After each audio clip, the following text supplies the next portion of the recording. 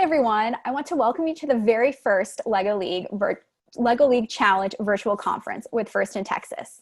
My name is Kelly Goodner, and I'm the first LEGO League program manager for First in Texas.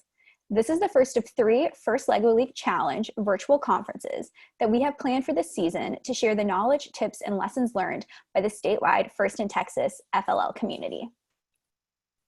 This conference will focus on the basics of First LEGO League. The second conference will be about the new replay season, and the third will focus on qualifiers and competitions. Please keep an eye out for information from First in Texas about dates and registration information for these events. Today, we will have 6 different sessions planned with several amazing volunteers, coaches, and First in Texas staff members from across the state. Please use the question and answer feature on Zoom to ask questions of our presenters and panelists during each session. So let's get started. Our first session is an introduction to FLL coaching. So I'd like to quickly introduce our panelists. We have Beth Kirner. Beth is a 6-year veteran of FLL events in North Texas. She has served as the primary coach for over 50 FLL teams, hosted regional qualifying events, and volunteered as a judge and referee. She is passionate about helping as many students as possible experience First LEGO League, and forming core values-driven teams is her passion. Next, we have Janie Sellers. Janie is the owner of STEMtastic and joined the First community as a coach in 2019. She has also volunteered as a judge for FLL events in the Alamo region. She's a retired science teacher. We also have Jay Jordan. Jay serves as the robotics program director for Kingdom Collegiate Academies, formerly Fellowship Christian Academy, a position he has held for 12 years. He has served as a tournament director, judge advisor, and head referee for events in North Texas. He is also very active in mentoring and training new FLL coaches and volunteers. He works full-time as an instructional design and content engineer at Cisco Systems. And we also have Marisa Solomon. She's a 17-year classroom teacher with a master's degree in educational technology. Over the past 4 years, she has coached 22 North Texas First LEGO League teams, as well as hosted multiple FLL scrimmages and qualifiers as part of Kaufman ISD's junior high robotics program. She's a proud FLL tournament volunteer and coach mentor for newly formed local teams. So I just want to say a huge thank you for spending your Saturday with us to share your knowledge. So I have a few questions, and I'd love to get your opinion on. So this is for all of you, and we'll go one at a time. But what advice would you give to a new coach who has just started or taken on an FLL team? Where should they start with the program? So Beth, you want to go first? Sure. When I first started coaching 7 years ago, I was fortunate to work with somebody else in my school who had coached before me. So I would say the best advice is to find someone who's already coaching. Work your network, look for people who are available to help you out. Definitely. And I found the First community is nothing but kind. Everybody wants to help everybody. We're all super supportive. We all post, our contact information as many places as possible. Janie, what's your advice? You're our newest coach. Where did you start? My advice would also be contact your area. They were fabulous. Ask as many questions as you want. And I was on the internet asking questions, finding people, and, just the more knowledge you have, the more comfortable you're going to feel. So the only way to get that knowledge is you need to go find it. Don't be afraid to ask anybody. If you get their email them and ask them questions. Just ask a lot of questions. And my biggest one that taught me the most was judge. Volunteer to be a judge, and you will learn the most about what you need to do. Absolutely. And the program delivery partners are always looking for judges, so there's tons of opportunities. Yeah, it was phenomenal. They will never regret being a judge. It was fantastic. That's really good to hear. Jay, do you have any advice for new coaches? Well, just be patient. That's one of probably the biggest things. Reach out for help. Don't try to go it alone. The first season is the toughest season, because your learning is exponentially more than the kids are, because you're, depending on your background, you're learning the technical side you're learning what's involved with the project, you're learning the whole challenge in general, and then you're also having to manage a team and everything else. So the first year is the hardest, but just be patient, and there is a very large and supportive community out here to help out. Mm-hmm. Marisa, what's your advice? And I know you're working on a new blog or website to help new coaches as well. Yes, I have actually set up, I'm training some local coaches next week. So I just thought it'd be easier to just kind of compile everything into one place. So that's been really great. But probably my biggest bit of advice would, especially for North Texas, we do have a Google group. It's, what is it? North Texas FLL. It's a Google group, which is really great.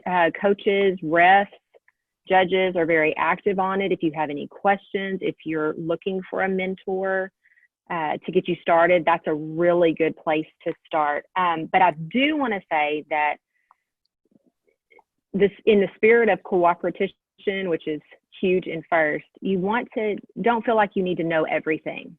You're going to learn with your kids. You're going to, it's going to be a process. And so don't feel like you need to go in knowing everything. So. Absolutely. Yeah. Oh, and go to a scrimmage if you can. Yes. And Kelly, all the regional events that are offered, especially in the beginning, I went to as many of them as I could schedule in. So if your region is offering events, whether they be virtual or in person, go. Yes. It's a great place. And definitely reach out to your regional program delivery partner. We're always more than happy to answer as many questions as we can and guide you to the resources, especially that are specific to your region. So yes, I always share the North Texas Google group, and there's other websites and resources that we're always more than happy to share and answer questions, help connect you with veteran coaches. So it's a really welcoming community. I know I came in with no experience with First Lego League into my role, and everybody's just been so welcoming, and I've learned so much from everyone. I have a question I've heard different answers, different people have different answers, but how often do your teams meet weekly, and for how long are your normal sessions with your teams? So if Jay wants to go first. Sure. My teams, we meet 3 times a week, usually about an hour and a half. We meet from 3:45 to 5:15 is when we meet. What I found, though, with the younger teams, though, or the 4th, 5th graders, usually only 2 times a week works better for us. And then the older teams, as they get older, the 3 times a week is a better fit for them. But I think every team's a little different. Every team has different dynamics and what their situation is. But on average, I think an hour and a half meeting is probably the max that you can do, unless you have some sort of sustained break to get them to refocus and everything, because it's hard to keep kids focused for a long period of time. Yeah. How about you, Janie? How often do your teams meet? When we first started our meetings, we met just once a week because I'm outside of school. So they had to leave school to come to me. So we met once a week. And then as we got closer to competition, that once a week we would meet, for, it would start off as an hour, then it would go to an hour and a half, then it'd go to 2 hours, then it went to 2.5 hours before competition. How about you, Marisa? Well, my situation's a little bit different. I actually teach a class. I teach 2 classes. I have a 7th grade class and an 8th grade class. And so I have them every day for about 45 minutes, but I have 3 teams at a time that I work with. So I do have them 5 days a week. As we get closer to competition, they typically ask to stay after school to work on robot game or, polish up their project, whatever. So I do get to see mine quite a bit. My elementary teams that we're starting this year, they're going to do an after-school program, and they're planning to meet twice a week for about an hour, I believe. But it'll only be one team per campus. So it'll be, you know, more concentrated for each kiddo or each team. Very cool. And then how about you, Beth? How often did your teams meet, or what was your situation? I also run a school-based program. So my students meet for our first trimester, which typically runs from late August to early November. And they meet about 3 times a week with me. So again, it's age dependent. So my younger students have less time with me. My 5th and 6th graders, my 7th and 8th graders have more time with me. Over the years, I've budgeted about, I'd say anywhere from 35 to 40 hours to be really at the level where I feel they could walk into a first round qualifier ready to go. And again, as everybody said, the closer you get to competition, the more they want to work a little bit more. So I'll schedule some Saturday practices, also scrimmages, anything that I can think of to help them run their presentations and their games as much as possible as we get closer to the first round qualifier. But I also agree with Jay. I'd say about, unless you have, maybe 7th and 8th graders could go a little bit longer, but an hour and a half for any one session is good. Thank you.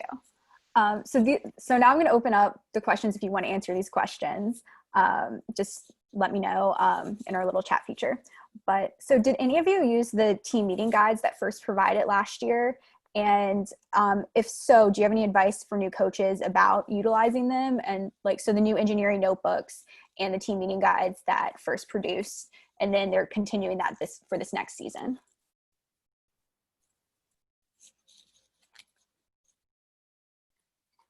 Jay? Well, I'll answer that. We did not use it, but at the same time, last year was our 11th season, and it was the first time that those books had been released. So, you know, I've got pretty much laid out, you know, my plans for the year that I tweak them each year. So for us, we did not use them. Now for a new coach, you know, I did go through them and read through them. I found that they would probably be very valuable for a new coach first coming in. But our teams, we personally did not use them. But you know, this was my 11th year, so it wasn't a key tool that I found to be necessary. But I think they are valuable for others. Marisa, did you utilize them? We did not. It's kind of the same as Jay. This was my 4th year doing this, and so we did not go through it step by step, but I can see how it could be very useful to a new coach.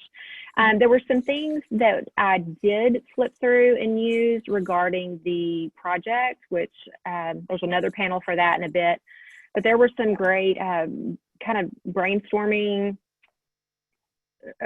ideas to kind of get kids thinking about the project. So we did use it a little bit for that, but did not go through the entire book. I understand what you're saying.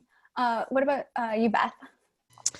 So in the similar bent, I've been running teams for 7 years now, so I had a system in place, but there were a couple of things that I did really like about them. One is I did like the way that you work through a sample mission, which was provided, I think, in the engineering notebook. I feel like, especially for a new coach, that advice and that process was really valuable. And then I gave all my teams a copy of the engineering notebook because I did like how everything was in color and it was all laid out and they could see the mission descriptions and find things pretty easily. For the guide that talked a little bit about meeting with teams, again, for a new coach, I felt like a lot of the activities in there were great, and they were also really reflective of core values. So I would say definitely as a new coach, I would open those and refer to them often. That's great. Thank you. So I have a question about the age range because First Leg League has team members from the ages of 9 to 14. How do you all divide up your teams? Do you worry about the age range when you're making your teams, or how do you set up your teams when you're starting out?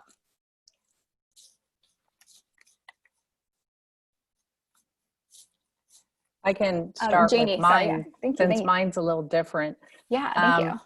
what I had to do for mine to even get a team together was I just had to post that we were going to have a robotics team last year, and then sent out to all the parents of the kids that had come and taken classes at Steptastic. And then they came for a meeting, and then just the amount of kids that said they wanted to be on the team were on the team. So mine ranged from 5th grade to 8th grade, and we had six on our team. So there was no, well, I want you guys to be on this team because you're younger, you to be on this team. It was, you guys want to be on a team, here's your team, here's your team. So I didn't do a specific age or how much they knew about robotics or anything like that. That's good to know. How about you, Beth? So again, for a school-based program, some of this is not within my control. So the way that we do it at Parish is if the students want to participate, then they sign up for my class. My classes are all divided by age. So we have 5th graders with 5th graders, 6th graders with 6th graders, 7th and 8th graders are mixed. Once they are in a class, that is where I set my teams. And the younger they are, the smaller I tend to keep the team. They're working a lot at that age on being able to control the social dynamics and the communication in 5th and 6th grade.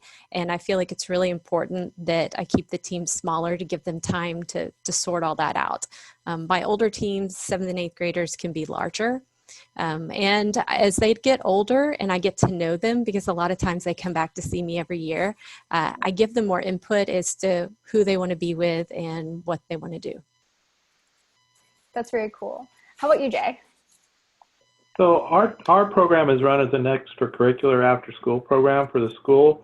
So we do things a little bit differently, but we do kind of segment into kind of grade groups. So the 4th grade team, the 4th grade for us is typically just the last couple of years it's been a development only team.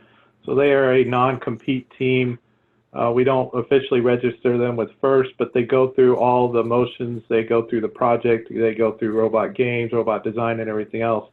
And then I group the 5th and 6th graders together as a team, and 7th and 8th graders together as a team. And each team, as they grow, they're given more independence as far as their decision making and guidance. That they're more self-sufficient. As a matter of fact, the 7th and 8th grade team, one of their key goals is each year is to mentor the younger team, especially the 4th grade team, to teach them. So they actually, not all of them on a regular basis, but they actually do a lot of the running of the activities and everything with the 4th grade team.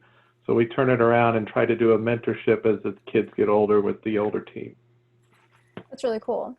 And then I want to make sure our attendees know that you can ask questions. Feel free to add any questions that you have for our panelists to the Q&A portion of the Zoom webinar.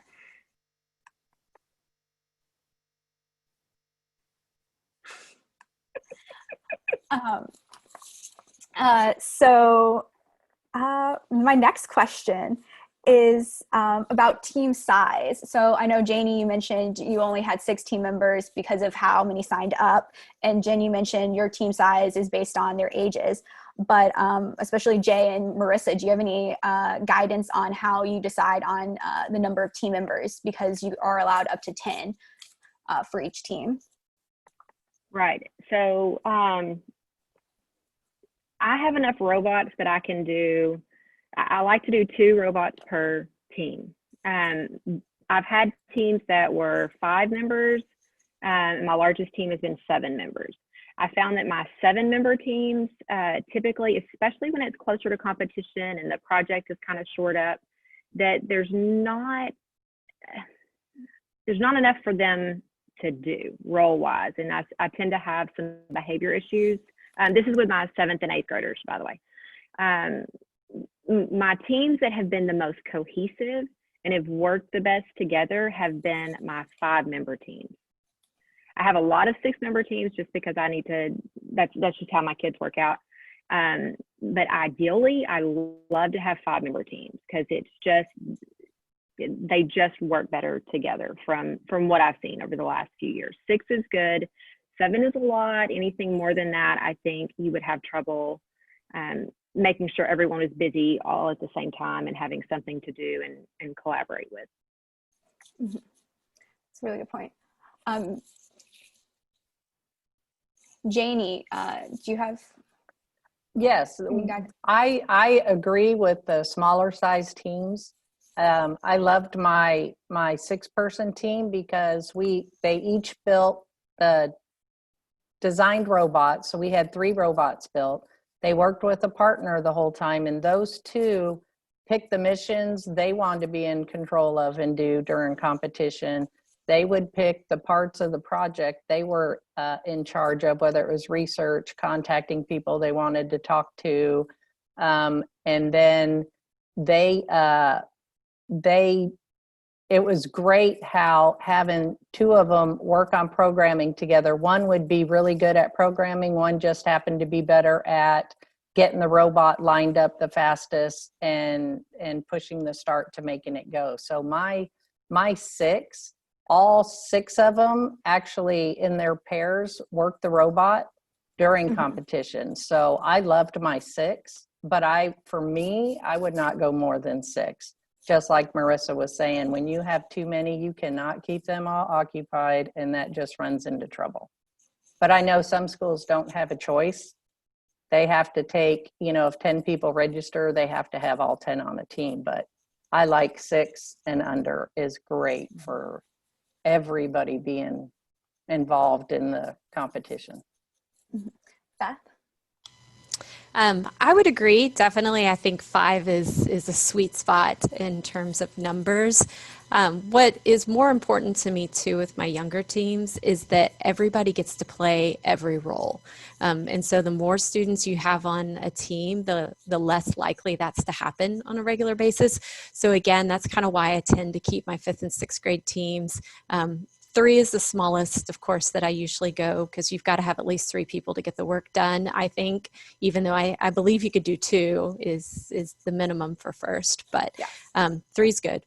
And then 4 is pretty good for the younger as well. 5 is the max I will do for 5th and 6th graders. I have also had a couple of 7-person teams that you're right, they do tend to struggle with managing who gets to do what and keeping everybody busy. And it is better, as Janie said, if they pair off. But you have to work a little bit harder to make sure they're all communicating with each other on a regular basis. Jay, did you have anything additional? Not on that. I'm in agreement with that sweet spot being right around 5, 6 kids.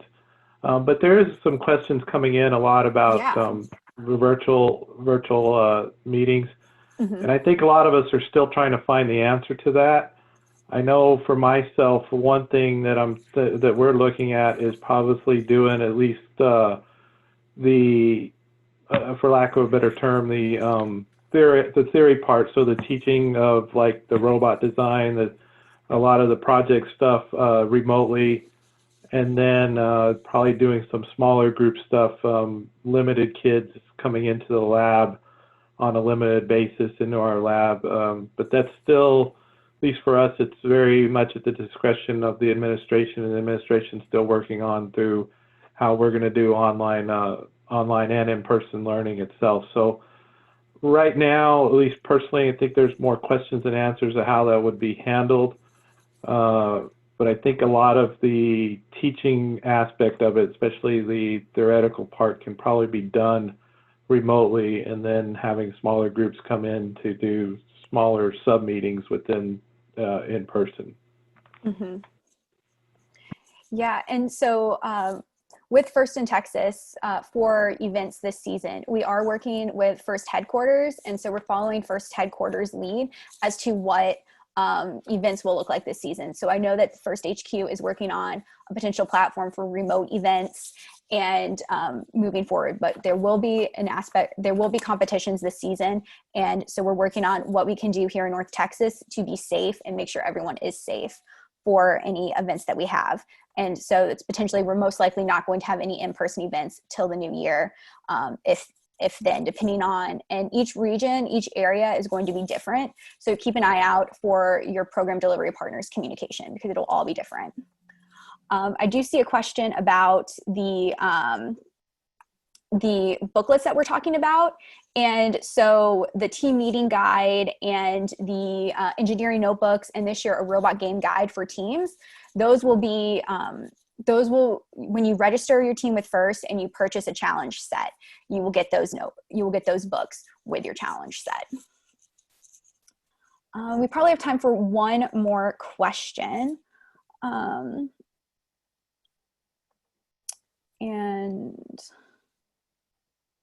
some people are asking about COVID and virtual.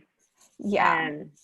I know that FIRST has released on their website some information about COVID and virtual meets before January. That's on the FIRST website, firstinspires.org website.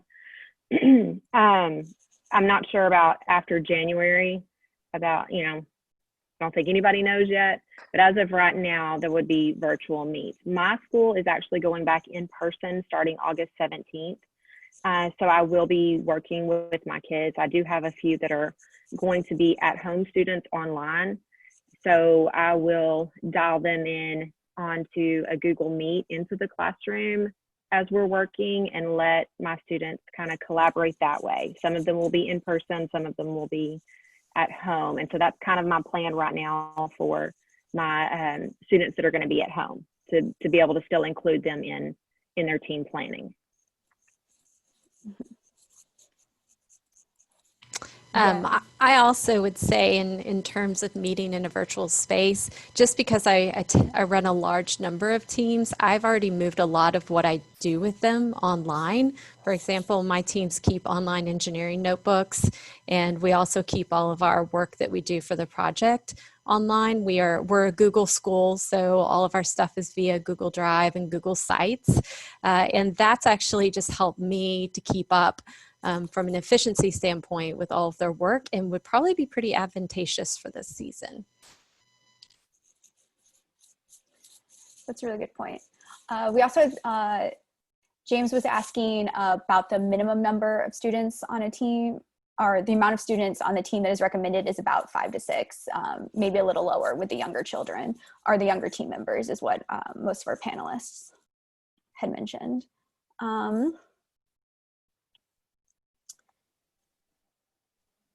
So final question. So we've talked a little bit about assigning different roles to team members. Do you think that's beneficial, or do you think, do you like to open it up and have the team members choose what they like? How do you all decide who's working on what?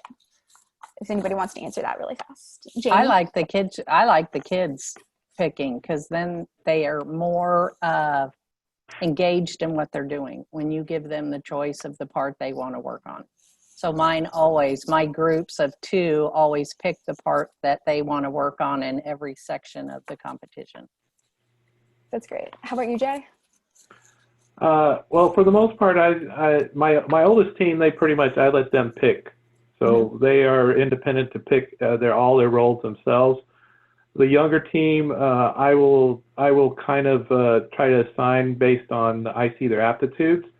So at the beginning of the season, everybody that the first year for everyone goes through what I call a chassis challenge, and that is to assess their mechanical, their mechanical aptitude. And then I have another challenge that kind of assesses their programming aptitude, and then I assign the roles from that. But even though they have the roles, everybody gets involved in every aspect of it. So as the teams get older, though, I give them more autonomy to choose their roles and choose who the leaders are. But usually the younger teams, I'll dictate more of what their roles are.